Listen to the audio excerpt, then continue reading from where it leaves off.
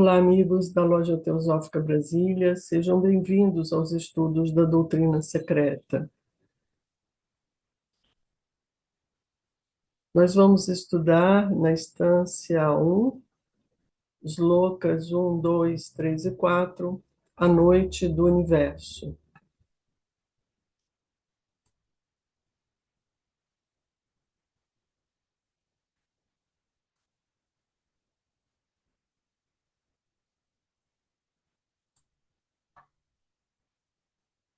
O versículo, sloka 1 da instância 1, começa assim: O eterno Pai-Mãe, envolto em suas sempre invisíveis vestes, havia adormecido uma vez mais durante 7 eternidades.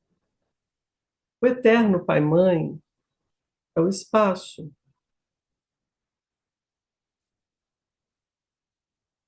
As sempre invisíveis vestes é a substância primordial, a raiz da matéria, Mula Prakriti em sânscrito.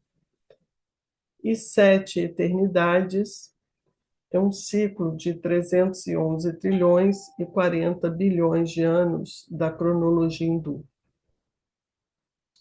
Então, o eterno Pai-Mãe, que é o espaço, envolto em suas sempre invisíveis vestes, que é a matéria primordial, a substância primordial, a raiz da matéria, Mula Prakriti, havia adormecido uma vez mais durante 7 eternidades, que é um ciclo de 311 trilhões e 40 bilhões de anos. Essa cronologia hindu, ela nos dá cifras sobre as diferentes idades ou eras da consciência humana. Então, nós temos esse yuga, que é um ciclo. Nós temos a idade de ouro, que é Krita Yuga, dentro do hinduísmo, a idade de prata, na classificação do Platão, que é Treta Yuga, a era de bronze, ou de Dvapara Yuga, e a idade de ferro, Kali Yuga, Kali em sânscrito, que somam 4.320.000 anos. Se multiplicarmos essas 4 idades ou 4 ciclos de consciência, 4.320.000 anos por 71, que é o número de manus regentes, teremos 306.720.000 anos. Então, esse é a duração do reinado de um Manu. Como existem 14 Manus, multiplicando por 14, chegamos a 4.294.080.000 anos. Entre um reinado e outro, existem 6 períodos que são chamados de Satya Yuga, ou Sandhis, que é o conjunto de Sandhya e Sandhyansa. São os intervalos entre os reinados dos 14 Manus, que somam 6 Mahayugas. O Sandhya precede os yugas, é o amanhecer de cada yuga, e o Sandhyansa sucede os yugas, é o anoitecer de cada yuga. Então, 25.920.000. Somados aos 4.294.080.000 anos, chegamos a 4.320.000.000 de anos, que corresponde a um kalpa. também chamado de um dia de Brahman. Se multiplicarmos um dia de Brahman por 2, teremos um dia e uma noite. E aí temos 8 bilhões 644 milhões de anos. Multiplicados por 360 dias, chegamos a um ano de Brahman, 3 trilhões 110 bilhões e 400 milhões de anos. E se multiplicarmos por 100, chegamos a uma idade de Brahman ou Mahakalpa, que somam 311 trilhões e 40 bilhões de anos. Sobre espaço, nós temos o espaço absoluto, que por não ter um nome definido, por ser incognoscível, também é chamado de aquilo, como uma tradução para o inglês it, that, na filosofia esotérica. Conceitos equivalentes para espaço absoluto nas diferentes cosmogonias são para Brahma, na filosofia vedantina, e Ein Sof, na Kabbalah judaica, e é representado por um disco branco. Os adjetivos usados em conjunto com aquilo, o absoluto, it, that, em inglês, são negativos de todos os tipos de atributos. Sem limites, sem fim e infinito.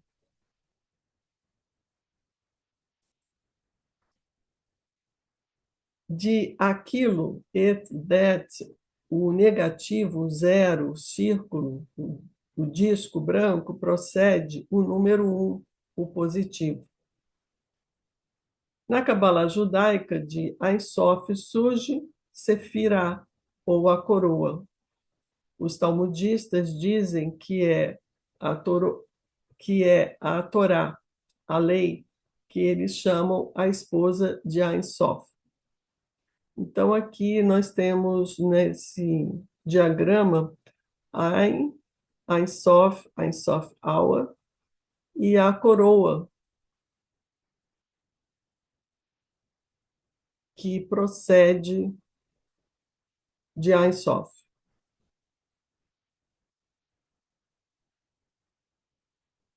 Então, aqui na sequência, nós temos o espaço absoluto,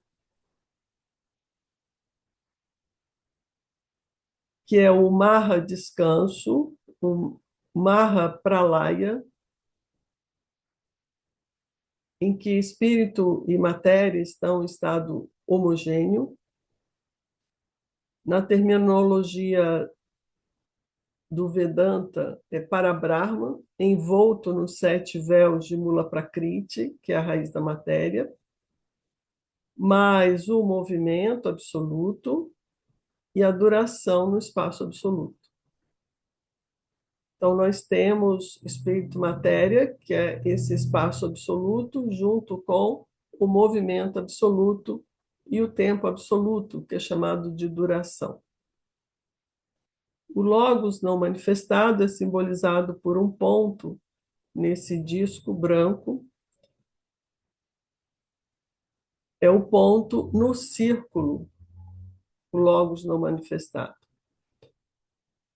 Esse triângulo é o plano de substância primordial. Na filosofia Vedanta, Mula Prakriti, a raiz da matéria, é o aspecto revestimento no universo invisível de Parabrahma, que é a raiz sem raiz de tudo o que existe. Então, Parabrahma é a raiz sem raiz de tudo o que existe, a causa sem causa de tudo o que existe, e Mula Prakriti é a raiz da matéria, que é o revestimento da raiz sem raiz.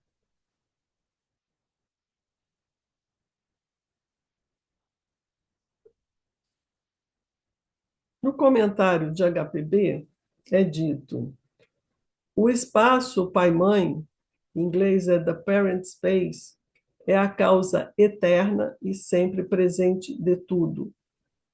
A incompreensível, cujas vestes invisíveis são a raiz mística da matéria e do universo. O espaço é a única coisa eterna que podemos imaginar, imóvel na sua abstração e não influenciado pela presença ou ausência de um universo objetivo. Então, esse espaço é eterno, junto com a duração, que é o tempo infinito, e o movimento.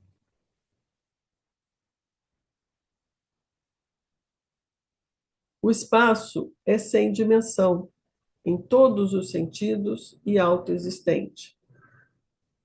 O espírito é a primeira diferenciação de aquilo,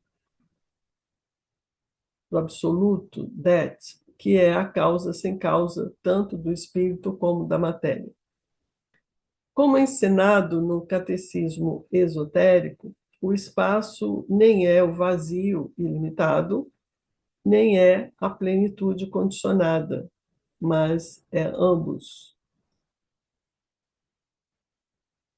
É vazio ilimitado porque não há nenhuma manifestação, e é plenitude condicionada porque todas as sementes da manifestação estão nesse espaço. Ele, o espaço, foi, é e sempre será. Assim, as vestes representam o númeno da matéria cósmica não diferenciada. É esse númeno da matéria cósmica não diferenciada que dá origem ao fenômeno da matéria cósmica diferenciada. Então, essa matéria cósmica não diferenciada, o número, não é a matéria tal como a conhecemos, mas sim é a essência espiritual da matéria, em seu sentido abstrato, coeterna e única com o espaço. A natureza raiz é também a fonte das propriedades sutis e invisíveis da matéria visível. É, por assim dizer, a alma, o veículo do Espírito único e infinito. Então, essa matéria é o veículo do Espírito único e infinito, alma.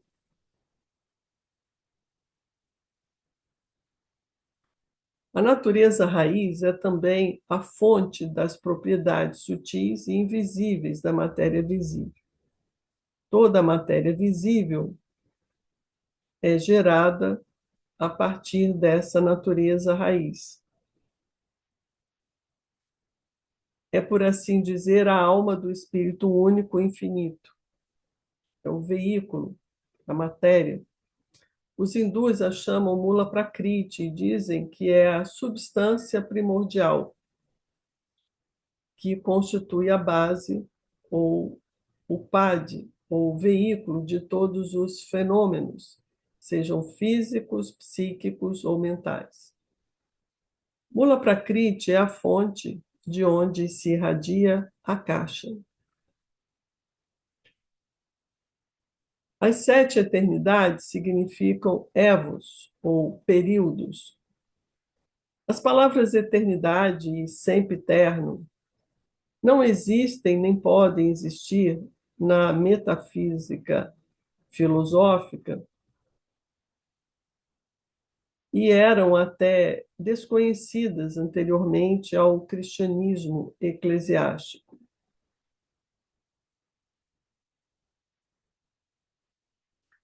As 7 eternidades significam os 7 períodos de uma Manvantara, ou um espaço de tempo correspondente à sua duração, e abrangem toda a extensão de uma Mahakalpa, ou grande idade, 100 anos de Brahman, que perfaz um total de 311 trilhões e 40 bilhões de anos. A palavra eternidade, tal como é entendida na teologia cristã, não tem qualquer significado para o ouvido asiático, exceto na sua aplicação à única existência. Nem o termo sempiternidade, o eterno apenas no futuro, é mais do que um termo impróprio. Lê-se no Vishnu Purana, livro 2, capítulo 8, entende-se por imortalidade a existência até o fim do kalpa. E o orientalista Wilson, o tradutor do Vishnu Purana, observa em sua nota o seguinte, aspas, eis, segundo os Vedas, tudo o que se deve entender com respeito à imortalidade ou eternidade dos deuses. Estes perecem ao consumar-se a dissolução universal, ou pralaya. A Blavatsky sempre menciona o Vishnu Purana, traduzido por Wilson, e faz as devidas correções. Então, neste caso, que ele diz que, ao consumar-se a dissolução universal, os deuses perecem, ela corrige esse entendimento e diz que a filosofia esotérica ensina que esses deuses não perecem, mas são reabsorvidos. Então, ao consumar-se a dissolução universal, os deuses são reabsorvidos, eles não perecem. Na pesquisa Wikipedia, nós temos Purana, que é um termo sânscrito, com dois significados: pertencente a tempos ancestrais, ou completo, enciclopédico. São antigos hindus elogiando várias divindades, principalmente o divino Trimurti, deus do hinduísmo, através de histórias divinas. Brahma, Vishnu e Shiva, a Trimurti Deus. Puranas também podem ser descritos como um gênero de importantes textos religiosos hindus, ao lado de alguns textos religiosos jainistas e budistas, consistindo notavelmente em narrativas da história do universo, desde a criação até a destruição, genealogias de reis, heróis, sábios, semideuses e descrições das cosmologia, filosofia e geografia hindu.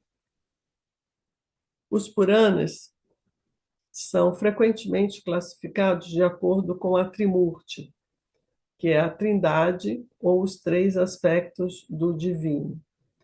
Os Puranas pertencem à classe de livros sagrados hindus denominados Smritis, ou livros a serem memorizados, os Smritis. Ao contrário dos Shutris, ou livros que devem ser ouvidos da fonte certa, os Smritis são inferências feitas pelos sábios de inúmeras eras sobre as ideias, formas e conceitos originais e eternos mencionados nos Shrutis. É tarefa extremamente difícil datar a maioria dos Mahapuranas, uma vez que as narrativas purânicas referem-se a eras e a ciclos de criação muito diferentes dos conceitos atuais. Existem inúmeros textos classificados como Puranas, e, de uma maneira geral, os mais destacados são.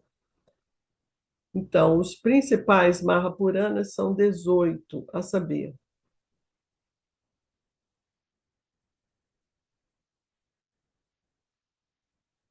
os Vishnu Puranas,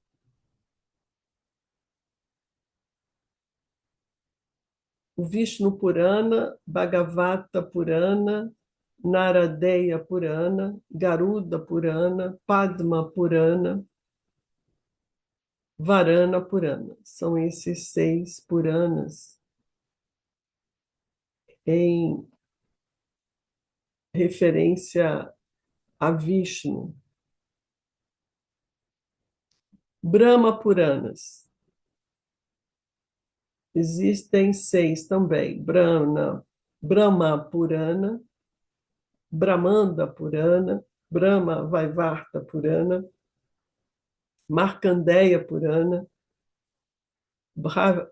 Vishya Purana, Vamana Purana. E com referência a Shiva, temos Shiva Puranas. Vayu Purana, Linga Purana, Skanda Purana, Agni Purana, Matsya Purana e Kurma Purana.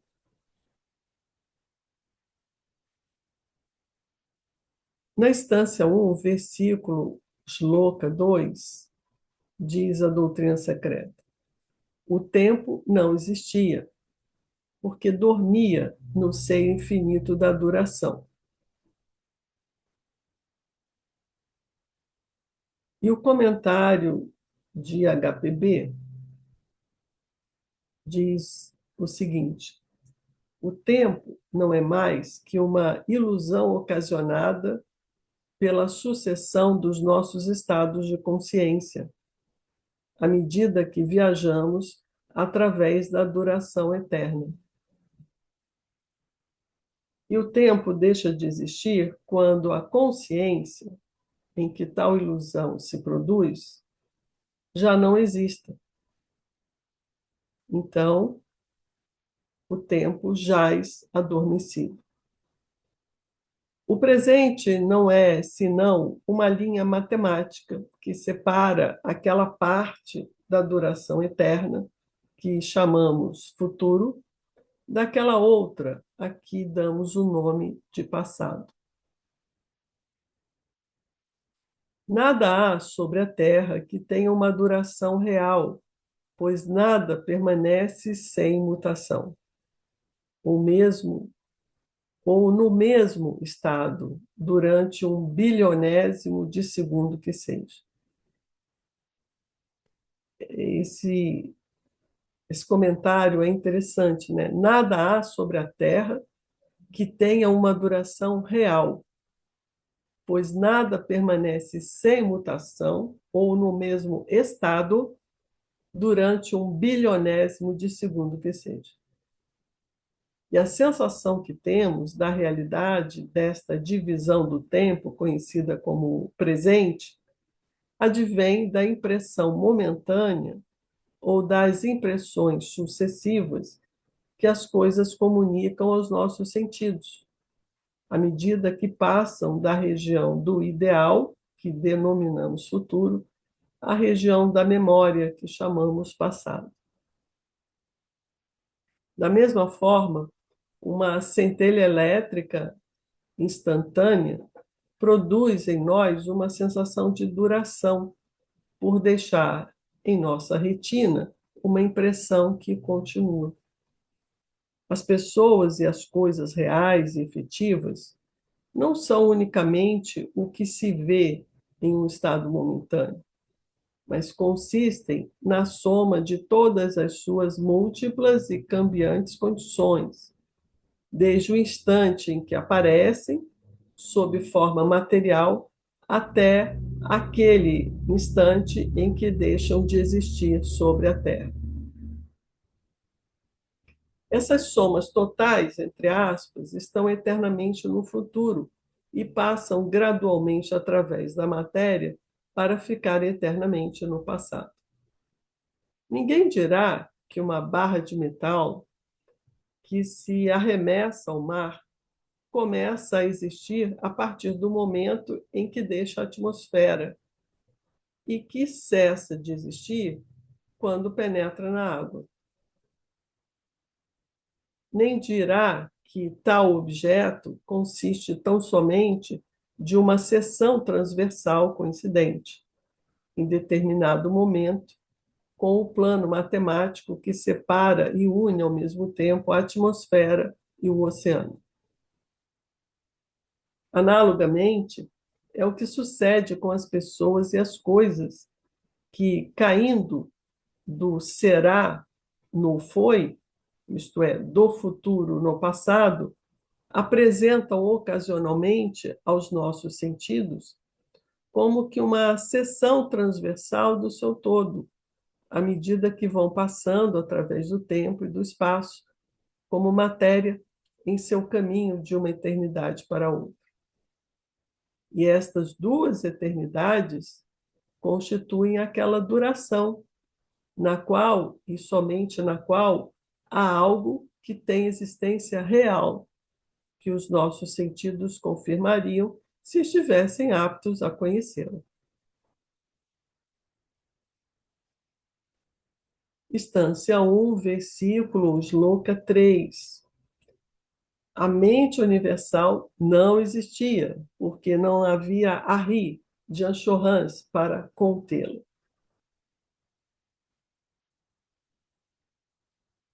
No comentário de HPB, estudamos que a mente é o nome dado à totalidade dos estados de consciência compreendidos sob as denominações de pensamento, vontade e sentimento.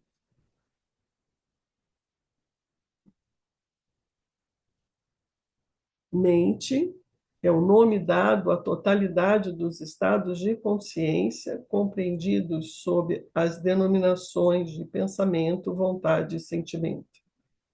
Essa é uma definição da filosofia esotérica dada por HPB. E ela explica: durante o sono profundo, cessa o trabalho de ideação no plano físico e a memória é suspensa. Em todo esse tempo, a mente não existe, uma vez que o órgão por cujo intermédio o ego manifesta a ideação e a memória no plano físico cessou temporariamente de funcionar. Então, para explicar que a mente universal não existia, porque não havia Ari para contê-la, a Blavatsky faz uma analogia com o nosso sono. Durante o sono, a nossa mente cessa. A ideação no plano físico e a memória é suspensa. Claro que no sono profundo, durante o sono profundo, o trabalho de ideação no plano físico cessa e a memória é suspensa. Então, da mesma forma, na mente universal, se não há Ari, se não há os Janshorans que funcionam como esse cérebro, esse órgão, a mente não existe, a mente universal não existe, porque não tem o órgão para recebê-la, para contê-la. Então, nesse sono profundo, a mente não existe, uma vez que o órgão por cujo intermédio o ego manifesta a ideação e a memória no plano físico cessou temporariamente de funcionar. O cérebro relaxou completamente e essa mente humana deixou de existir, deixou de funcionar. A mente universal também precisa de um cérebro para funcionar. E esses cérebros são esses Ari, esses Janshorans. É como se fossem os arquitetos do universo, que recebem esse projeto arquitetônico da geração de universo. Um número não pode chegar a ser fenômeno em qualquer plano de existência sem que se manifeste nesse plano por meio de uma base ou veículo apropriado. Então, essa ideia de númeno e fenômeno na filosofia esotérica, ela é um axioma. Para que haja um fenômeno manifestado na existência, é preciso que haja um número correspondente e vice-versa. Um número, para chegar a ser fenômeno, precisa de um veículo apropriado, uma base apropriada. Durante a longa noite de repouso, chamada pralaya, quando todas as existências estão dissolvidas,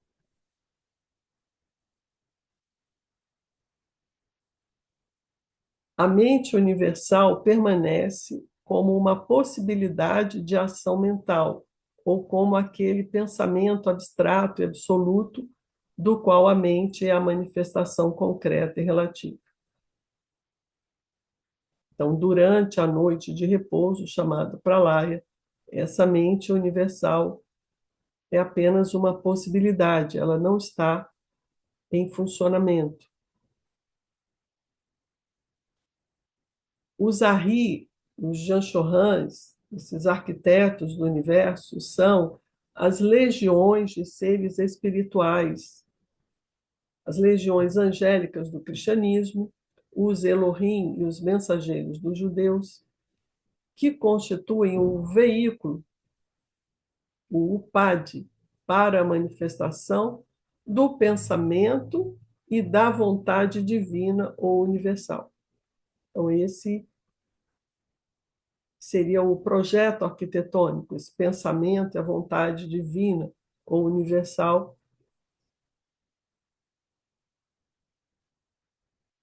que se manifesta por meio desse veículo, que são os Ari, os Janchohans, os arquitetos do universo. São as forças inteligentes que elaboram as leis da natureza e as fazem executar, cumprindo por sua vez e ao mesmo tempo as leis que lhes são analogamente ditadas por poderes ainda mais elevados.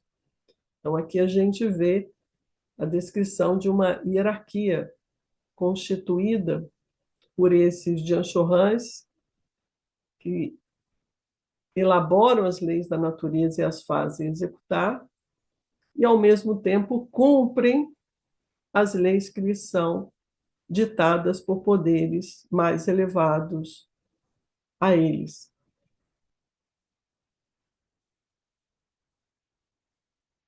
Mas não são personificações das forças da natureza, como erroneamente se tem acreditado. Então, essas forças inteligentes não são personificações das forças da natureza. Então, é preciso definir o que é e diferenciá-las do que não são, para que a gente não abstraia um conceito equivocado. Esta hierarquia de seres espirituais, os Janchohans, por cujo intermédio atua a mente universal, assemelha-se a um exército, uma verdadeira legião, pelo qual se manifesta o poder militar de uma nação e que se compõe de corpos de tropa, divisões, brigadas, regimentos, etc., cada qual com sua individualidade ou vida distinta, sua liberdade de ação e sua responsabilidade limitadas. E cada unidade está contida em uma individualidade superior, a qual ficam subordinados seus próprios interesses e encerram em si, do mesmo modo, individualidades inferiores.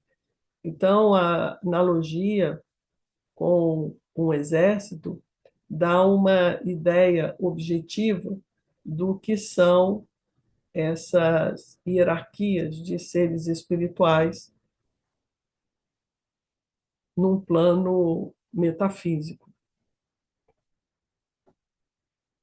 Instância 1, versículo ou Shloka 4. Os 7 caminhos da felicidade, moksha, o nirvana, não existiam. As grandes causas do sofrimento, nidana e maya, não existiam, porque não havia ninguém que as produzisse e fosse por elas aprisionado. Moksha, na Índia, equivale a Nipan, na China, e Neiban, na Birmânia, Myanmar. Os 12 nidanas, em tibetano Tenbrel Chuni, são principais causas da existência, são efeitos causados por uma concatenação de causas produzidas. Então, os 7 caminhos da felicidade, moksha ou nirvana, não existiam. As grandes causas do sofrimento, nidana e maya, não existiam, porque não havia ninguém que as produzisse e fosse por elas aprisionado. E aqui vem os comentários, ensinamentos de HPB. Sobre os 7 caminhos que não existiam, 7 caminhos da felicidade. Há 7 caminhos ou vias que conduzem à felicidade da não existência, que é ser absoluto, existência e consciência. Não existiam porque o universo até então se achava vazio. Existia somente no pensamento divino. Então, esse universo existia só em projeto, no pensamento divino. Ele se achava vazio.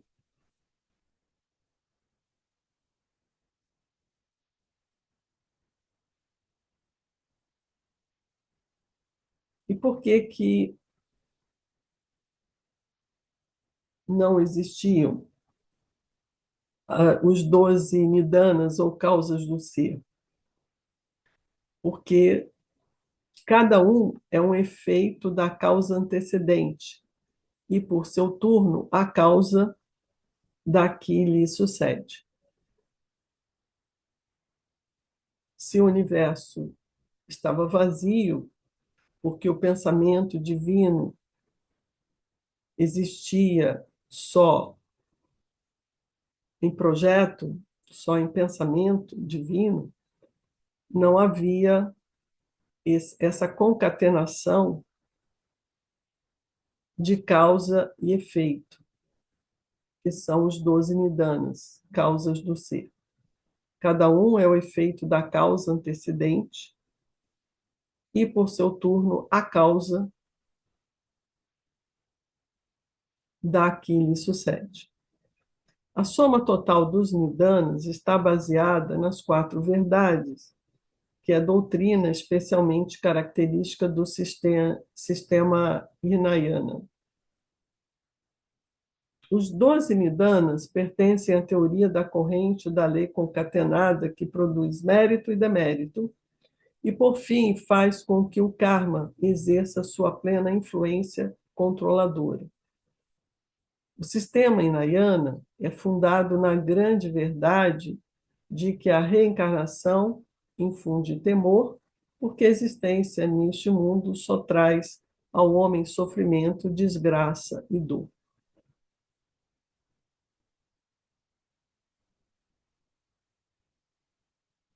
No sistema Hinayana, a própria morte é incapaz de dar ao homem a sua libertação, porque a morte não é mais do que a porta pela qual ele passa de uma para outra vida na Terra, após um breve repouso no umbral, ou seja, o Devakan. O sistema Hinayana, ou escola do pequeno veículo, data de tempos muito remotos, ao passo que o Mahayana, ou escola do grande veículo, pertence a um período mais recente e teve início após a morte de Buda.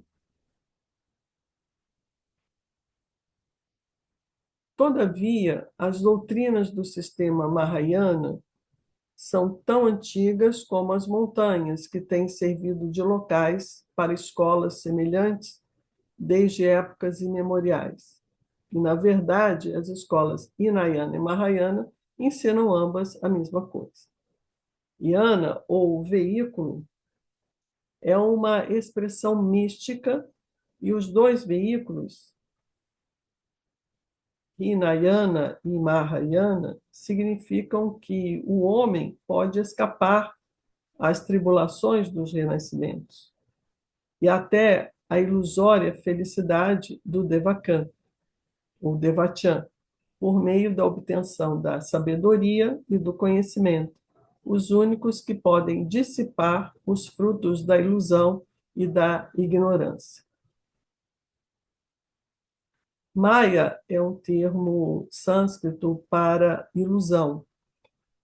É um elemento que participa de todas as coisas finitas, que tudo quanto existe possui tão só um valor relativo e não absoluto, tendo em vista que a aparência assumida pelo númeno perante o observador depende do poder de cognição do observador. Aos olhos incultos do selvagem, uma pintura se apresenta como um aglomerado confuso e incompreensível de linhas e manchas coloridas, ao passo que a vista educada descobre ali imediatamente uma figura ou uma paisagem. Nada é permanente a não ser a existência única, absoluta e oculta, que contém em si mesma os números de todas as realidades. Então, dentro do ensinamento da filosofia esotérica, nada é permanente, a não ser a existência única, absoluta e oculta, que contém em si mesma os números de todas as realidades. As existências pertencentes a cada plano do ser, incluindo os Janshorans mais elevados, são comparáveis às sombras projetadas por uma lanterna mágica em uma superfície branca. No entanto, todas as coisas são relativamente reais, porque o conhecedor é também um reflexo, e por isso as coisas conhecidas lhe parecem tão reais quanto ele próprio, quanto ele conhecedor. Para conhecer a realidade das coisas, é mister considerá-las antes e depois de haverem passado, tal qual um relâmpago, através do mundo material, pois não podemos discernir essa realidade diretamente, quando só dispomos de instrumentos sensitivos que trazem à nossa consciência apenas os elementos do mundo material. Seja qual for o plano em que possa estar atuando a nossa consciência, tanto nós como as coisas pertencentes ao mesmo plano somos as únicas realidades do momento. À medida, porém, que vamos nos elevando na escala do desenvolvimento, percebemos que nos estágios já percorridos havíamos tomado sombras como se fossem realidades e que o progresso ascendente do ego é um contínuo e sucessivo despertar, cada passo à frente levando consigo a ideia de que então alcançamos a realidade. Mas só quando houvermos atingido a consciência absoluta e com ela operarmos a fusão da nossa consciência, é que viremos a libertar-nos das ilusões de Maya.